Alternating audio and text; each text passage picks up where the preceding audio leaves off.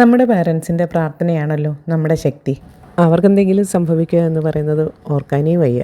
കഴിഞ്ഞ ആഴ്ച മുഴുവൻ രാത്രി പകലാക്കി ഓട്ടമായിരുന്നേ. ഡാഡിക്ക് പെട്ടെന്ന് വയ്യാണ്ടായി. ആംബുലൻസിലാണ് ഹോസ്പിറ്റലിലേക്ക് കൊണ്ടുപോയപ്പോൾ ബോധമില്ലായിരുന്നു. ശരിക്കും ഞങ്ങൾ തളർന്നു പോയ ദിവസങ്ങളായിരുന്നു. ഇന്നിപ്പോൾ ആൾ ഉഷാറായിട്ടുണ്ട് കേട്ടോ. ഹോസ്പിറ്റലിൽ നിന്ന് നേരെ എൻ്റെ വീട്ടിലേക്കാണ് കൊണ്ടുവന്നത്. ഇനിയിപ്പോൾ സുഖമായപ്പോൾ സ്വന്തം വീട്ടിലേക്ക് പോകാൻ എല്ലാം അടുക്കി വെക്കുവാണേ. മോൻ്റെ വക അപ്പനെ സുന്ദരനാക്കൽ നടക്കുകയാണ്. മുടിവെട്ടാൻ പുറത്തു കൊണ്ടുപോകാൻ പറ്റത്തില്ലല്ലോ. നല്ല മഴയുണ്ട്. രാത്രി തന്നെ പോകാൻ റെഡിയായി കഴിഞ്ഞ് രണ്ടുപേരും കൂടി.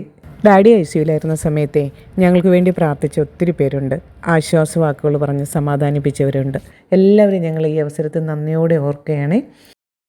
പ്രത്യേകിച്ച് 108 ആംബുലൻസിലെ നഴ്സായ സുജു ബ്രോയ്ക്കും ഡ്രൈവർ അനീഷ് ബ്രോയ്ക്കും. ഹോസ്പിറ്റലിലെത്തി ഡാഡിയെ ഡോക്ടറെ ഏൽപ്പിക്കുന്നത് വരെ അവർ രണ്ടുപേരും ഞങ്ങളോടൊപ്പം ഉണ്ടായിരുന്നു. Dear Suju bro and Aneesh bro, ഇനിയും ധാരാളം ജീവിതങ്ങൾ നിങ്ങളുടെ കയ്യിൽ സേഫ് ആകാൻ തമ്പുരാൻ അനുഗ്രഹിക്കട്ടെ. സ്വന്തം വീട്ടിലെത്തിച്ചിട്ടുണ്ടേ. കിടക്കാനുള്ള ബെഡും കൂടെ റെഡിയാക്കി കൊടുത്തിട്ടാണ് ഞാൻ പോകുന്നത്.